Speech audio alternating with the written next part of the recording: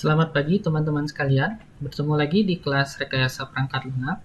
Pada pertemuan ini kita akan membahas mengenai Agile Software Development. Di mana pada pertemuan sebelumnya kita telah membahas mengenai Waterfall Software Development. Jadi apa sih sebenarnya Agile itu? Agile sebenarnya bukanlah sebuah metode pengembangan perangkat lunak. Agile itu adalah sebuah filosofi atau kumpulan-kumpulan arahan. Jadi dia adalah kalau Anda ingin mengerjakan sebuah aplikasi menggunakan Agile, maka ini adalah hal-hal yang harus Anda lakukan. Kira-kira seperti itu. Kemudian dalam pengembangannya, ketika kita menggunakan Agile, kita akan lebih berfokus kepada aplikasi yang dapat digunakan oleh pengguna dalam waktu tertentu. Jadi misalnya kita nanti akan menggunakan Scrum. Jadi Scrum Sprint itu biasanya dilakukan dalam waktu 1 hingga 2 minggu. Jadi dalam waktu 1 minggu kita sudah harus menghasilkan sebuah aplikasi yang dapat digunakan oleh pengguna. Kemudian tim-tim yang ada dalam Agile itu biasanya tim-tim kecil, jadi hanya berjumlah 5 hingga 8 orang, tergantung dengan framework yang nanti kita gunakan. Kemudian hanya menghasilkan sedikit produk software engineering. Nah, jadi kalau kita kemarin ada beberapa dokumen, misalnya dokumen UML, kemudian dokumen SRS, dan dokumen-dokumen lainnya. Ketika kita menggunakan pendekatan Agile, hal-hal seperti itu akan sedikit ditinggalkan. Jadi kita hanya akan menghasilkan sedikit sekali dokumen-dokumen terkait dengan software tersebut. Jadi mungkin hanya aplikasi manualnya kah, atau mungkin hanya sedikit hasil analisis dan sebagainya. Jadi tidak sebanyak ketika kita menggunakan Waterfall Development Method. Dan pada pola pikir Agile, proses analisis dan desain itu sedikit ditinggalkan. Jadi kita tidak akan terlalu banyak melakukan analisis dan desain aplikasi. Jadi kita akan lebih banyak berfokus pada bagaimana kita memuaskan konsumen kita dengan produk-produk yang cepat kita keluarkan. Jadi seperti startup itu, mereka akan sangat cepat mengeluarkan produk. Mungkin yang berubah hanya fungsionalnya sedikit, kemudian ada sedikit perubahan tampilan. Nah, ini karena mereka memang tidak melakukan analisis secara utuh di awal, berbeda dengan Waterfall kemarin. Jadi mereka menghasilkan sebuah prototype, kemudian mereka serahkan ke pengguna. Nanti pengguna yang akan memberikan saran terkait dengan desain dan fungsionalitasnya. Nanti itu yang akan mereka ubah lagi di pertemuan yang berikutnya, dan begitu seterusnya hingga aplikasi tersebut tidak lagi digunakan oleh konsumen. Jadi kalau misalnya dia adalah aplikasi-aplikasi yang digunakan harian oleh konsumen, otomatis sprint incremental itu akan terus dilakukan hingga si aplikasi tersebut tidak lagi digunakan oleh konsumen.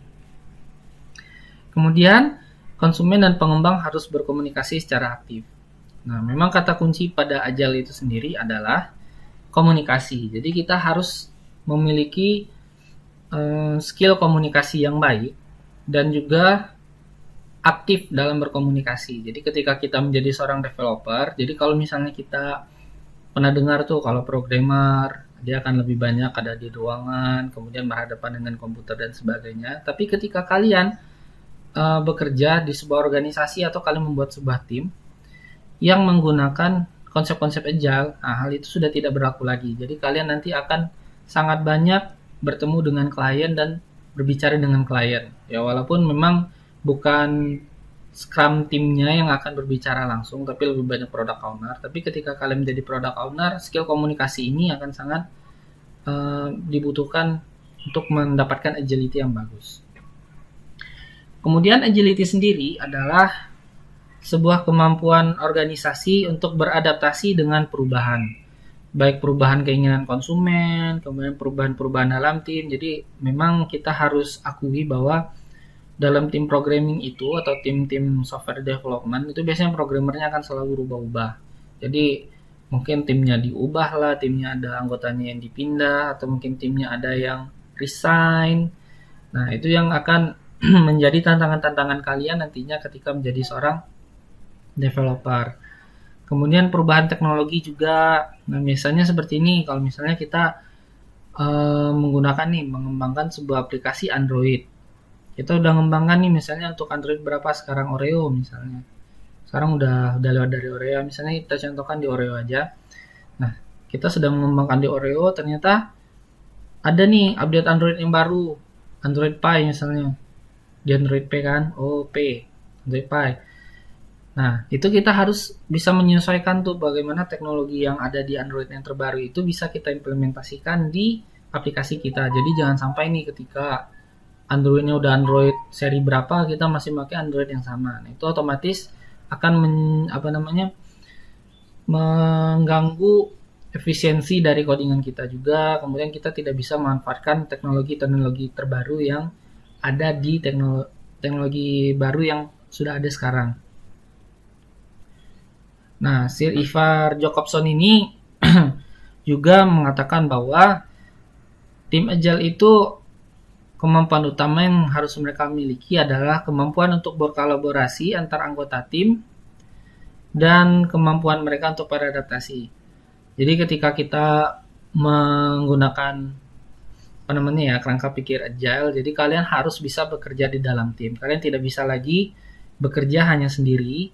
Ya, kalau kita paradigma programming yang lama, itu kita mau kerja sendiri atau kita mau bekerja dalam tim itu tidak terlalu diperdulikan. Tapi kalau kita bekerja menggunakan pola pikir Agile, itu kita harus bisa berkolaborasi dengan anggota tim kita. Kemudian, apa sih yang menandai bahwa sebuah framework itu adalah sebuah framework Agile? Jadi dalam Agile ada yang dikenal sebagai Agile Manifesto. Jadi Agile Manifesto itu mengatakan bahwa individual dan interaksi itu lebih dipentingkan daripada proses dan perangkat-perangkatnya. Kemudian software yang dapat digunakan itu lebih dipentingkan daripada dokumentasi-dokumentasi. Kemudian kolaborasi bersama customer itu lebih dipentingkan daripada negosiasi kontrak. Kemudian merespon perubahan itu lebih ditekankan daripada mengikuti perencanaan. Nah, jadi kalau kita lihat di sini memang ini sangat sesuai dengan dinamika dari bisnis sekarang yang sangat cepat dan selalu berubah, apalagi dengan kondisi kita pada saat ini dalam kondisi pandemi. Itu tentu saja organisasi kita harus bisa merespon bagaimana perubahan-perubahan perilaku konsumen. Jadi dari misalnya kemarin kita kalau kemana-mana naik Gojek, ternyata sekarang kan Gojek turun tuh. Nah, otomatis aplikasi kita juga harus mengikuti. Ternyata sekarang lebih banyak orang memesan GoFood daripada yang naik Gojek. Nah, berarti kita juga harus lebih berfokus pada bagaimana agar si GoFood itu lebih bisa memenuhi keinginan si konsumen ya. Mulai dari bagaimana kecepatan kita menemukan si drivernya, kemudian bagaimana si aplikasi tersebut bisa menentukan lokasi lebih tepat misalnya dan sebagainya. Jadi kita akan lebih berfokus pada apa sih keinginan-keinginan konsumen pada saat ini. Kemudian siapa yang menerapkan Agile dalam sebuah organisasi, dalam hal ini software developer. Nah, jadi yang menerapkan Agile itu adalah si software engineer-nya. Kemudian ada manajernya dan ada customer-nya. Jadi kita ketika menggunakan Agile itu bukan hanya menjadi tanggung jawab si developer, tapi juga menjadi tanggung jawab si manajernya, jadi higher up-nya. Jadi si bos-bos itu juga punya kewajiban dalam menerapkan Agile, dan kemudian juga dari si konsumennya sendiri. Jadi ketika kita ini nih udah oke, kita menggunakan Agile, kita menggunakan Scrum. Nah, itu berarti si konsumen juga harus memiliki konsistensi atau ya seperti mereka harus konsisten lah. Berarti mereka juga harus ikut serta. Jadi ketika dalam waktu 1 minggu kita ada meeting, mereka harus bisa. Karena kalau enggak, otomatis aplikasi yang kita kembangkan tersebut tentu tidak akan sesuai dengan apa yang mereka inginkan. Kemudian ada beberapa hal penting juga ketika kita ingin menerapkan Agile. Jadi ketika kita menerapkan Agile, sebenarnya yang berubah itu bukanlah tim developernya saja, tapi juga organisasinya. Jadi memang kalau kalian mengikuti webinar-webinar Agile, itu pasti si pemateri itu akan selalu menekankan bahwa ketika kita melakukan pengembangan menggunakan Agile, itu sebenarnya yang berubah adalah si organisasi itu sendiri. Jadi ketika kita menerapkan Agile, organisasi juga harus bisa merespon ketika ternyata terjadi perubahan dan sebagainya. Karena tanpa adanya dukungan dari pihak manajerial, penggunaan agile ini tentu saja akan terganggu dan tidak seefisien jika manajerialnya memberikan dukungan penuh terhadap pengembangan sistemnya yang sedang berjalan pada saat itu. Kemudian mengapa sih agile itu penting? Sudah beberapa kali saya sebutkan bahwa kondisi bisnis pada saat ini kan sangat dinamis dan sangat cepat berubah.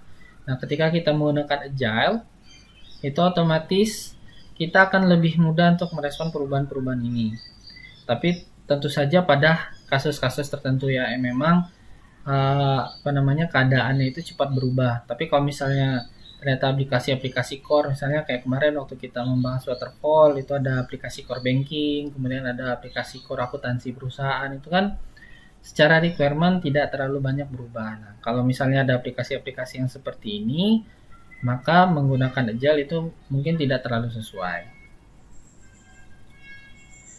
Kemudian ketika kita berbicara tentang perangkat lunak, ada beberapa hal yang menjadi ciri ketika kita ingin menerapkan agile. Yang pertama itu, ketika kebutuhan software sulit untuk diprediksi dari awal dan selalu berubah. Nah, ini misalnya seperti aplikasi-aplikasi mobile, itu kan cepat sekali berubah dan keinginan konsumen itu juga sangat dinamis.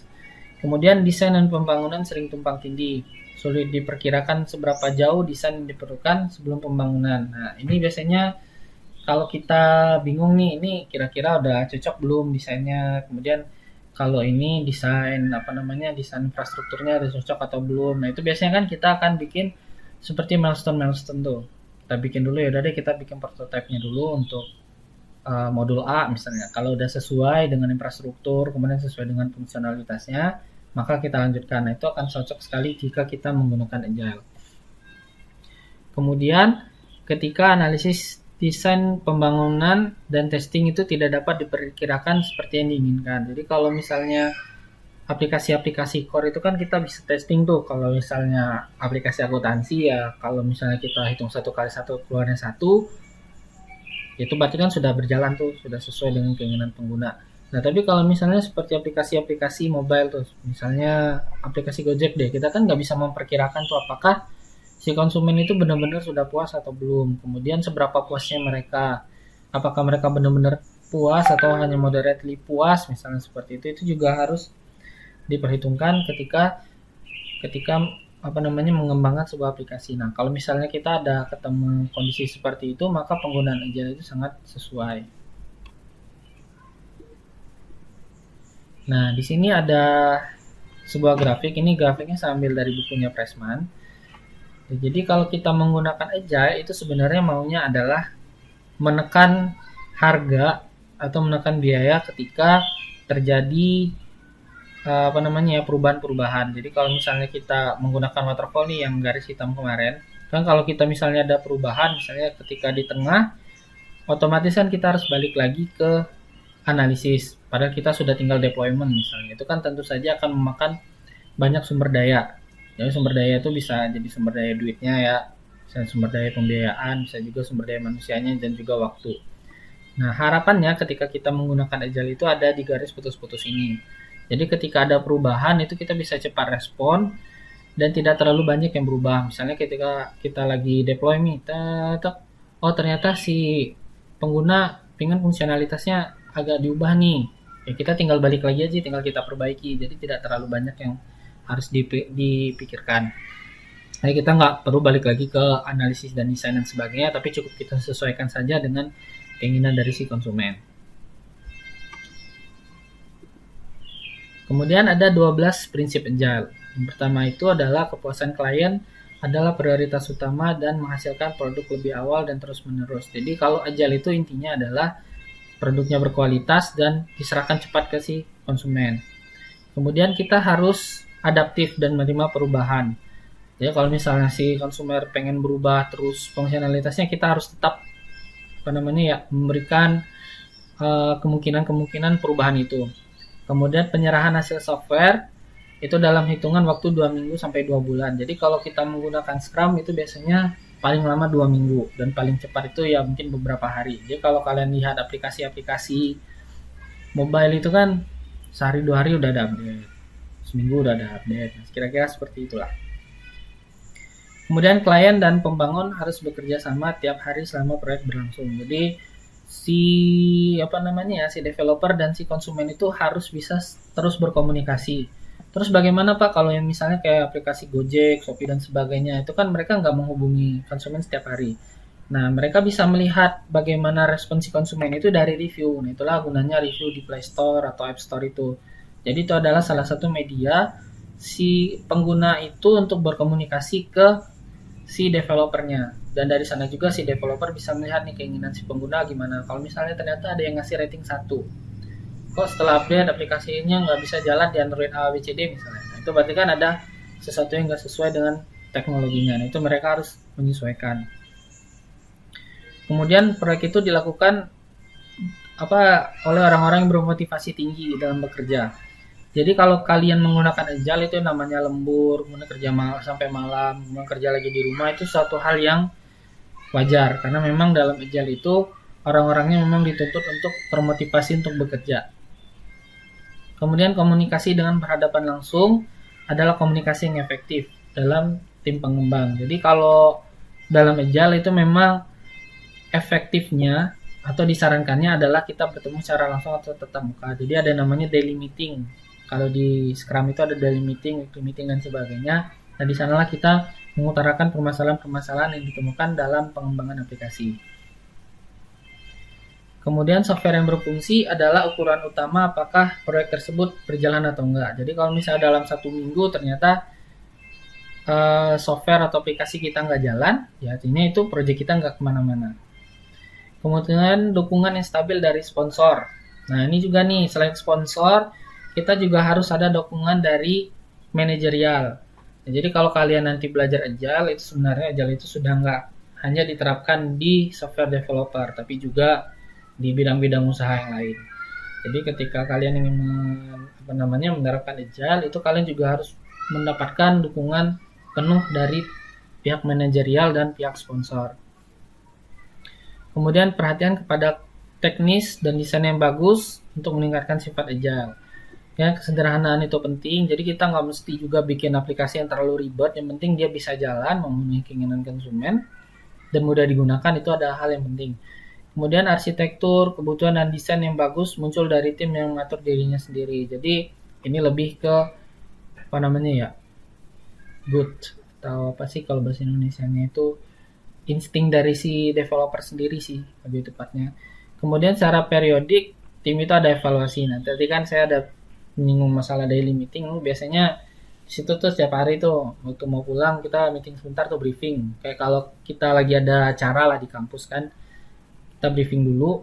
Ini tadi ada masalah apa, kemudian bagaimana menyelesaikannya di besoknya. Kira-kira seperti itu. Nah, ini ada contoh beberapa kerangka kerja Agile, ada yang namanya XP, kemudian ada Adaptive Software Development, ada DSDM, ada Scrum, Crystal, dan sebagainya. Nah, nanti yang akan kita gunakan di mata kuliah RPL ini adalah Scrum. Jadi, kemarin kan kita sudah mulai inisiasi bikin project. Nanti kita akan belajar bagaimana sih kita memanage project tersebut menggunakan Scrum. Oke, saya rasa cukup. Terima kasih atas perhatian teman-teman. Assalamualaikum warahmatullahi wabarakatuh.